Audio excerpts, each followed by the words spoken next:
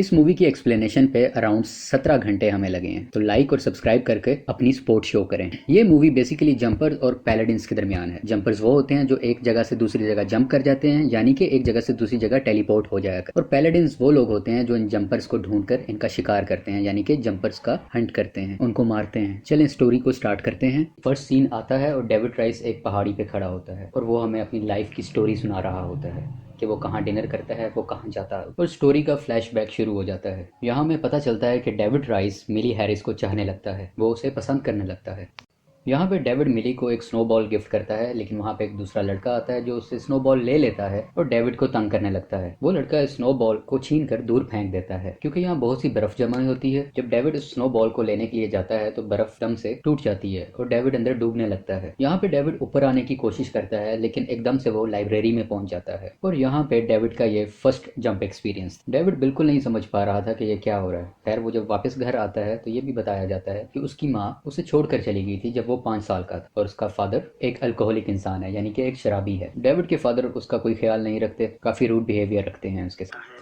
David अपने father की किसी बात का जवाब नहीं देता और अपने कमरे में आ जाता है। थोड़ी देर के बाद जब डेविड के फादर उसके कमरे में आते हैं तो डेविड कमरे में मौजूद नहीं होता और डेविड दोबारा से उसी लाइब्रेरी में गया होता है जो हमने पहले सीन में बात की थी। यहाँ पे डेविड को कुछ समझ आने लगती है कि वो टेलीपोर्ट हो रहा है। डेविड फिर अपने घर आता है, वहाँ से कुछ पैसे उठाता है, कुछ अपने कपड़े लेता है और घर से निकल जाता है और डेविड अपना शहर छोड़कर दूसरे शहर चला जाता है। इस वक्त ये 15 साल का है और इसका अपनी पावर पे कुछ ज्यादा कंट्रोल नहीं है। ये एक बड़े से जंगल में जाता है जहाँ पर अपनी पावर को टेस्ट करने के लिए इरादा करता है। तो यहाँ पर यह पता चलता है कि जंपर्स यानी कि डेविड राइस किसी भी चीज को सोचकर या उसकी फोटो देखकर उस जगह पे टेलीपोर्ट हो सकता है। वो एक बैंक को चोरी करने का सोचता है और वो टेलीपोर्ट होकर उस बैंक में पहुंच जाता है और उसके पैसे चुरा लेता है। अब तक डेविड इसी तरह जिंदगी बसर कर रहा होता है। यहाँ पे रोलैंड कॉक्स की एंट्री होती है क्योंकि इसे न्यूज आई थी कि रॉबरी किसी भी दरवाजे को टूटे बगैर हुई है, तो ये चीज रोलैंड का इंटरेस्ट अपनी तरफ खींच लेती है। रोलैंड बेसिकली एक ऐसी टीम का हेड होता है जो जंपर्स को पकड़ा करते हैं और पकड़ने के बाद उनको मार दिया करते हैं। और ये भी पता चलता है कि रोलैंड कई सालों से जंपर्स का हंट कर रहा है।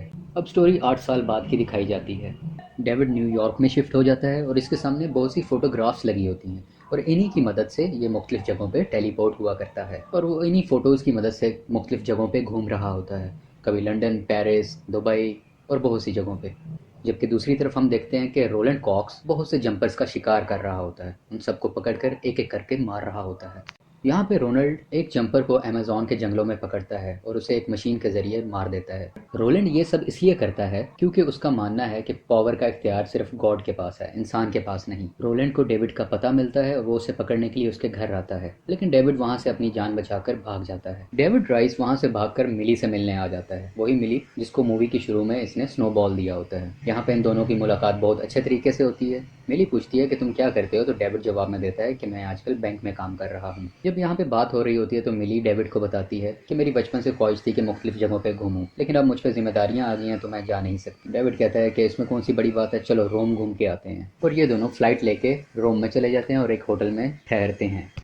दूसरी तरफ रोलैंड डेविड को पकड़ने के लिए अपनी इन्वेस्टिगेशन कर रहा होता है। डेविड ने अभी तक मिली को यह नहीं बताया होता कि वो एक जंपर है और ये दोनों जिस जगह घूमने गए होते हैं वहाँ पे डेविड की मुलाकात ग्रिफिन से होती है। यहाँ पर उसे पता चलता है कि ग्रिफिन भी उसी की तरह एक और जंपर है।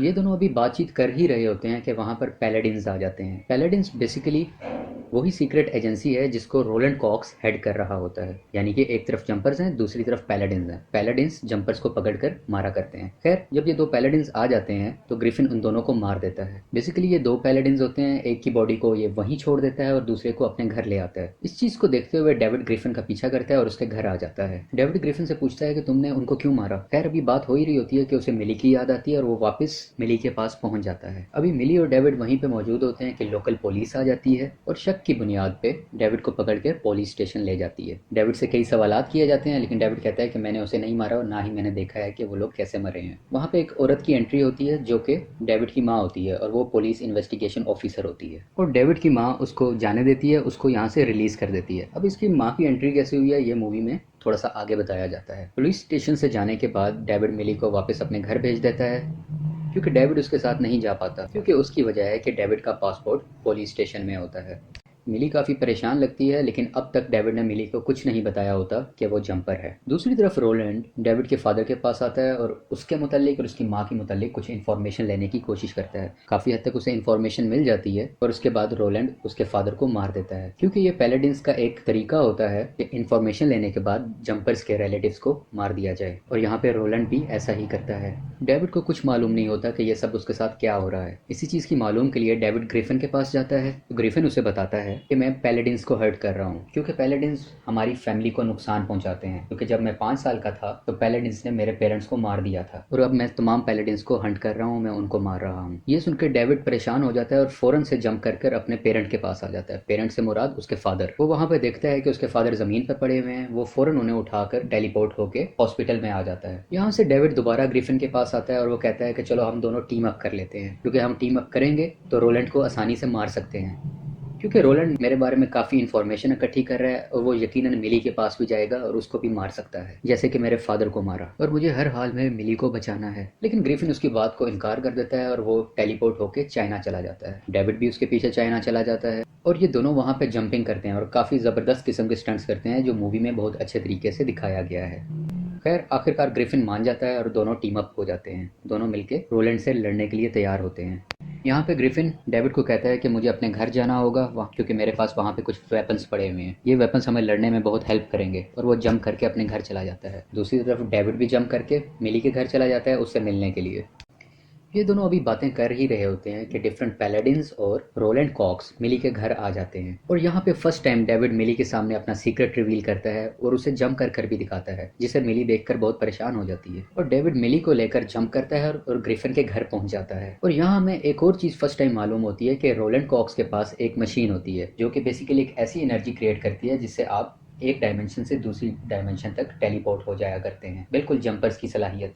रोलैंड इस मशीन का यूज करता है और वो भी ग्रिफिन के घर पहुंच जाता है। यहाँ पे इनके दरमियान फाइट होती है और रोलैंड के पास एक अल्ट्रा वेपन होता है, जिस वेपन की वायर से वो डेविड को पकड़ लेता है। और रोलैंड जैसे ही मारने लगता है डेविड को, तो वहाँ पे ग्रिफिन की एंट्री होती है और वो उसको मरने से बचा लेता है। जब रोलैंड देखता है कि फाइट बहुत मुश्किल हो रही है, तो उसी दौरान वो मिली हैरिस को उठा के किसी दूसरी जगह चला जाता है, क्योंकि उसे पता होता है कि डेविड मिली को छुड़ाने के लिए जरूर उसके पीछे आएगा। दूसरी तरफ ग्रिफिन को दिखाते हैं कि वो काफी अरसे से पैलेडिन्स को मारने के लिए एक हथियार तैयार कर रहा होता है, और ये ऐसा हथियार होता है कि जिसको दबाते ही तमाम पैलेडिन्स मर सकते हैं। ग्रिफिन डेविड को ये आइडिया देता है, लेकिन डेविड उसे सख्ती से रोक देता है कि ऐसा नहीं करना, क्योंकि वहाँ पे मिली भी मौजूद है और अगर ऐसे किया तो मिली को भी नुकसान पहुंचेगा, वो भी जान से हाथ धो बैठेगी। ग्रिफिन कहता है कि हमें थोड़ा बहुत सेक्रीफाइस करना पड़ेगा, लेकिन डेविड नहीं मानता और ग्रिफिन से उस मशीन का रिमोट लेके इधर उधर जंप करने लगता है, और इन दोनों के दरमियान बहुत सी लड़ाई होने लगती है और ये दोनों एक जगह से दूसरी, दूसरी से तीसरी जगह जंप करने लगते हैं।